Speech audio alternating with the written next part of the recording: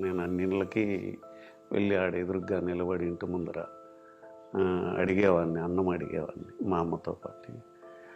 అట్లా నేను వెళ్ళేసరికి స్కూల్ దగ్గరికి వాళ్ళు అనుకోకుండా పొరపాటుగా, అంటే రెగ్యులర్గా చూస్తూ ఉంటారు కదా నేను భోజనానికి వెళ్ళేది, మా అమ్మతో వెళ్ళేది. అప్పుడు వాళ్ళు ఇక్కడ భోజనం పెడతారా, ఇక్కడ బెటరు, అప్పుడు భోజనానికి ఈడ ఏడూరు పెడతారు నీకు పోనని పంపించేశారు. ఆంధ్రప్రదేశ్లోని అనంతపురంలో ఏఎస్పీగా పనిచేస్తున్నారు అమిటి హనుమంతు. భిక్షాటన చేసి చదువుకుని ఈ స్థాయికి వచ్చానని పిల్లలకు చెబుతున్న ఆయన వీడియో వైరల్ అయింది. చిన్నప్పుడు తిండి కోసం, చదువు కోసం ఎంత కష్టపడ్డారో వివరించారు హనుమంతు.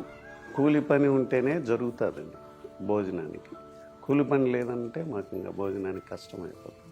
మా అమ్మగారు చుట్టుపక్కల గ్రామాలకు వెళ్ళి తెచ్చేవాళ్ళు. పండగలప్పుడు, పెళ్ళిళ్ళప్పుడు ఒక 10 మంది కలిసి, అందరూ కలిసి మా యొక్క పక్క గ్రామంలో కిరణ్ కుమార్ రెడ్డి వాళ్ళ ఊరు, ఎక్స్ సీఎం, వాళ్ళ కుటుంబ సభ్యులంతా అక్కడే ఉంటారు. వాళ్ళు పండగ రోజుల్లో, పెళ్ళిళ్ళు, ఏదైనా జాతర ఇట్లాంటివన్నిటికీ అది మా ఆచారం. అట్లా పోయి వాళ్ళ ఇండ్ల ముందర లైన్గా మేము ఒక 10 మంది కూర్చుంటే వాళ్ళు వచ్చిన వాళ్ళకందరికీ ఆ ప్లేట్లో భోజనం పెట్టేవాళ్ళు. చదువు మీద హనుమంతుకున్న ఇష్టాన్ని గమనించిన తల్లి కృష్ణమ్మ ఆయన్ను బడికి పంపించారు. మేము గ్రామానికి వెళ్ళాం, భోజనం అడుక్కున్న భోజనం అది తీసుకొని వచ్చి రిటర్న్లో ఒక చెట్టు కింద కూర్చొని భోంచేస్తున్నాను ఇద్దరం కలిసి. అప్పుడు ఆ పిల్లలు అటు వెళ్తున్నారు, వాళ్ళని చూస్తూ ఉన్నానంట. నువ్వు కూడా వెళ్ళి చదువుకుంటావా అని, అంటే భోజనం తింటా వాళ్ళనే చూశాను. అప్పుడు దాంట్లో ఉన్న ఇంట్రెస్ట్ మా అమ్మగారు కనిపెట్టారు. స్కూల్లో చేరదామని వెళితే అడుక్కోవడానికి వచ్చారేమోనని తనను బయటకు పంపించేశారని ఆనాటి జ్ఞాపకాలు గుర్తు చేసుకున్నారు ఏఎస్పీ హనుమంతు. నేను అన్నిళ్ళకి వెళ్ళి ఆడ ఎదురుగ్గా నిలబడి ఇంటి ముందర అడిగేవాడిని, అన్నం అడిగేవాడిని మా అమ్మతో పాటు. అట్లా నేను వెళ్ళేసరికి స్కూల్ దగ్గరికి వాళ్ళు అనుకోకుండా పొరపాటుగా, అంటే రెగ్యులర్గా చూస్తూ ఉంటారు కదా నేను భోజనానికి వెళ్ళేది, మా అమ్మతో వెళ్ళేది. అప్పుడు వాళ్ళు భోజనానికి ఈడ ఏడూరు పెడతారు నీకు పోనని పంపించేశారు.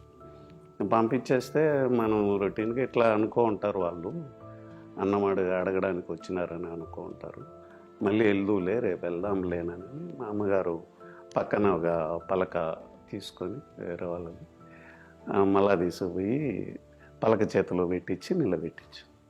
అక్కడ నా లైఫ్ ఇంకా టర్న్ అవ్వడం స్టార్ట్ అయింది. తన మాసిన బట్టలు చూసి కుక్కలు వెంటపడేవని, పిల్లలు పక్కన కూర్చోనిచ్చేవారు కాదని ఆనాటి పరిస్థితిని తలుచుకుని బాధపడ్డారు. అంటే ఎవరికైనా ఉంటుంది మాసిన బట్టలు. పక్కన ఇప్పటి వరకు అడుక్కుంటూ ఉండేవాడు, మన ఇంట్లోకి వచ్చి ఇప్పుడు పక్కన కూర్చున్నానని ఫీలింగ్ వాళ్ళకు కూడా తెలియకుండా, అంటే వాళ్ళకు చిన్నపిల్లలు కదా, కానీ ఈ ఫీలింగ్ అయితే ఎక్స్ప్రెస్ చేశారు. నన్ను కొన్నాళ్ళ పాటు నన్ను పక్కన కూర్చోబెట్టుకుని లేదు. మెల్లగా టీచర్ లేనప్పుడు వెనక్కి వెళ్ళి దూరంగా వెళ్ళి కూర్చోమని బెదిరించేవాళ్ళు. బెదిరిస్తే అట్లా జరిగింది. అది టీచర్ గమనించి రిపీటెడ్గా జరుగుతూ ఉంటే గట్టిగా మందలించి అటు చేయొద్దండి, తప్పదేది కూర్చోబెడితే మెల్లగా కొన్నాళ్ళకి నువ్వు మంచి బట్టలు వేసుకొని వస్తే కదా అని ఆయన కూడా కొన్ని బట్టలు తెప్పించి ఈ బట్టలు వేసుకుంటారు. అప్పుడు ఇట్లా ఉంది అని చెప్పినని మా అమ్మగారు కూడా వేరే చోట బట్టలు తీసుకొని వచ్చి అప్పుడు వాళ్ళు బట్టలు కూడా అడుక్కొని వచ్చి తెచ్చుకున్నట్టు అలా స్టార్ట్ అయింది మా విషయం. అన్నమయ్య జిల్లా కలికిరి మండలం తెళ్లగుట్టపల్లి అమిటి హనుమంతు సొంతూరు. తండ్రి రామయ్య, తల్లి కృష్ణమ్మ. వారి 4 సంతానంలో హనుమంతొకరు. ఒక వయసొచ్చాక భిక్షాటన చేయడం అవమానంగా అనిపించి పనులు చేయడం నేర్చుకున్నానని హనుమంతు చెప్పారు. కొంచెం వయసు పెరిగినాక బేకింగ్ అనేది కొంచెం ఇన్సల్ట్గా అనిపించింది. ఇంకా కష్టపడి పని చేద్దామని చెప్పి పని చేయమని అనేసి పనిని నేర్చుకోండి అని మా నాన్నగారు పని నేర్పించారు. కూలికి వెళ్తే మేము చిన్నపిల్లలం కదా, మాకు కూలి ఇవ్వరు, పెద్దవాళ్ళకే కూలి ఇస్తారు, చిన్నపిల్లలకు కూలి ఇవ్వరని ఆయన ఒక వర్క్ని కాంట్రాక్ట్ చేసి తీసుకొని వస్తారు. ఈయనే కాంట్రాక్టర్ కాబట్టి, అంటే వరి కొయ్యడం, వేరుశనక్కాయ పంటలు ఇవ్వడం, చెట్లు ఆకు కొట్టడం, మడి తొక్కిచ్చడము, బురద మన్ను ట్రాక్టర్లతో తొక్కిస్తారు కదా, అట్లా ఆ ఆకును కొట్టించి అదంతా వేసి తొక్కాల. ఇట్లా చిన్న చిన్న వర్క్స్ కాంట్రాక్ట్ తీసుకొచ్చి మమ్మల్ని దాంట్లోకి మేము చేసేవాళ్ళం కలిసి. మేము ఎట్లా చేస్తుంటే ఖోఖో గేమ్ లాగా హాఫ్ డే మా అన్నగారికి స్కూల్ ఉండేది, హై స్కూల్లో. హాఫ్ డే మాకు ఉండదు స్కూల్. కొంతమంది ఒక section of people half day, ఒక section of people half day అట్లా ఉండేది. అంటే సంఖ్య సరిపోక మేమిద్దరం మార్నింగ్ కూలికి వెళ్తే, మా అన్నగారు స్కూల్కి వెళ్తే ఆయన స్కూల్ నుంచి వచ్చి మాకు రిలీఫ్ ఇస్తాడు. అప్పుడు మేము స్కూల్కి వెళ్ళేది. చిన్నప్పుడు ఒక చేయితో తలపై ఉన్న కట్టెల మోపు, మరో చేయితో పుస్తకాలు పట్టుకుని వీధుల్లో నడిచెళ్లిన విషయాన్ని ఆయన గుర్తు చేసుకున్నారు. అర్లీ మార్నింగ్ 3 o'clock లేచి అడవికి వెళ్ళి కట్టెలు తీసుకొచ్చి ఇంటి దగ్గర మళ్ళీ అంత భోజనం తినేసి ఆ కట్టెలు తీసుకుపోయి ఒక చేతిలో పుస్తకాలు, ఒక చేతిలో తలపైన కట్టెలు పెట్టుకొని పుస్తకాలు పెట్టి చేతిలో పట్టుకొని కట్టెలు అమ్ముతుంటే గ్రామస్తులు చూసి ఆశ్చర్యపోయేవాళ్ళు ఆ రోజుల్లోనే. వాడికి చూడు చదువు అంటే అంత ఇష్టము అని. కొంతమంది ప్రేమ కలిగిన వాళ్ళు, వాడు చూడు కుర్రాడు చేతిలో పుస్తకాలు, నేను గట్లు స్కూల్కి వెళ్తున్నానని 10 రూపాయలు అంటే 10 రూపాయలు ఇచ్చేస్తారు మాట్లాడకుండా. అట్లా నెలలో కనీసం 300-400 రూపాయలు ఆ రోజుల్లో చాలా పెద్ద అమౌంట్. ఏ రోజైతే నేను స్కూల్కి వెళ్ళనో పని కోసము, ఏదైనా పెళ్ళి మంచి ఫంక్షన్ అనుకోండి, ఆ రోజు స్కూల్కి వెళ్ళను, ఫంక్షన్కి వెళ్ళిపోయి ఆ రోజంతా ఆడ పని చేసి తీసుకుంటాం. స్కూల్లో ఏం జరిగింది, లెసన్స్ ఏం జరిగినాయనని ఇంటికి రాగానే మా ఊరు వాళ్ళు ఎవరో ఒకరు ఉంటారు కదా, వాళ్ళని వెళ్ళి అడుగుతాను నేను, ఈరోజు ఏం జరిగింది లెసన్. ఆ పెండింగ్ వర్క్ ఆ మరుసటి రోజు కంప్లీట్ చేస్తాను. టీచర్స్ కూడా ఫస్ట్లో తెలీదు. ఒక టీచరు నేను కట్టెలు అమ్ముతున్నానని తెలిసి ఆయన చెల్లించిపోయాడు. అట్లనే ఆ కళ్ళల్లో నీళ్ళు పెట్టుకున్నాడు కూడా. నీళ్ళు పెట్టుకొని అంటే నన్ను 1-2 సార్లు కొట్టాడు, స్కూల్కి రాలేదు. పాత పుస్తకాలు తెచ్చుకుని వాటితో చదువుకున్నట్లు చెప్పారు. నా పుస్తకాలు నేనే తీసుకున్నా. సెకండ్ హ్యాండ్ బుక్లు ఎలా తీసుకునేవాడిని అంటే, నా సీనియర్ క్లాస్ ఉంటారు చూడండి, వాళ్ళ ఇంటికి వెళ్ళి ముందుగానే వెళ్ళి పని చేసేవాడిని. అంటే అప్పుడు 5 ఏళ్ళ వరకు బుక్స్ మారేటివి కాదు. ఇప్పట్లాగా మెటీరియల్ కాలేజీకి ఒక రకమైన మెటీరియల్ ఉండేది కదా, ఒకటే మెటీరియల్. అప్పుడు 8th క్లాస్ వాళ్ళు అనుకోండి, నేను 7th క్లాస్ అయితే వాళ్ళ ఇంటికి వెళ్ళి పని చేసేవాడిని. పని చేసి మాకు ఆ బుక్స్ కావాలని నేను పెట్టుకునేవాడిని. చిన్నప్పుడు కర్మకాండలకు వెళ్లి సమాధులు తవ్వేవాడినని చెప్పారు ఏఎస్పీ హనుమంతు. ఎక్కువ భోజనం పెడతారని, పెళ్లిళ్లలో పనిచేశానని అన్నారు. నేను కూడా హాస్టల్లో ఉంటే ఈ డబ్బులు చాలా కుటుంబానికి చాలా అవసరం అనేది నాకు. నేను కట్టెలమ్మి కుటుంబాన్ని సపోర్ట్గా ఉండాలని అనిపించింది.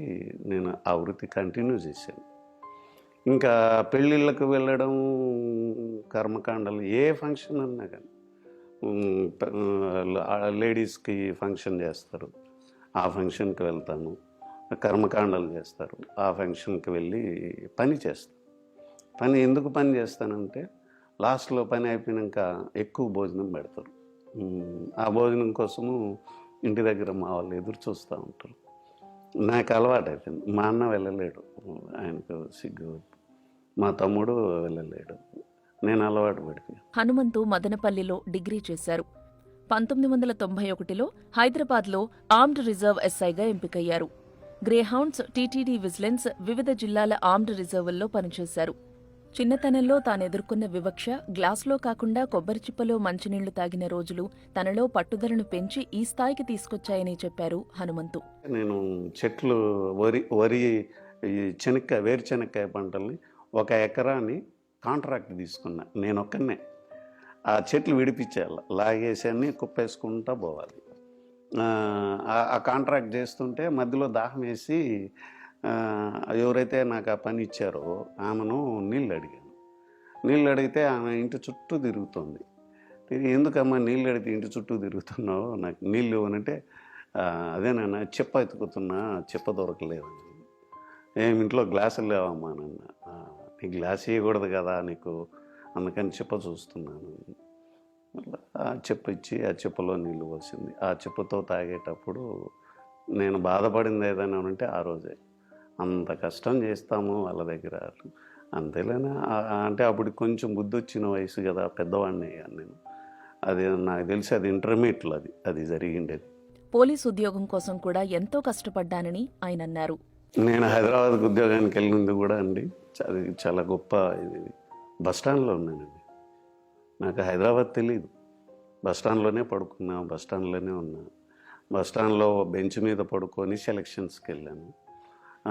అక్కడ భోజనం జరగడానికి కూడా మార్నింగ్ ఫుట్పాత్ పైన ఉండే ఆ బండి పైన, ఆ బండిలో వాళ్ళని మాట్లాడి ఆ ప్లేట్లు కడిగే పని అడిగాను. కాచిగూడ రైల్వే స్టేషన్ ముందర రన్నింగ్ రేస్ మార్నింగ్ ప్రాక్టీస్ చేస్తూ ఆ హోటల్ బండి దగ్గరికి పని కంప్లీట్ చేసుకొని మళ్ళా భవనకారానికి వెళ్ళి రాత్రిలో చదువుకునేవాడిని.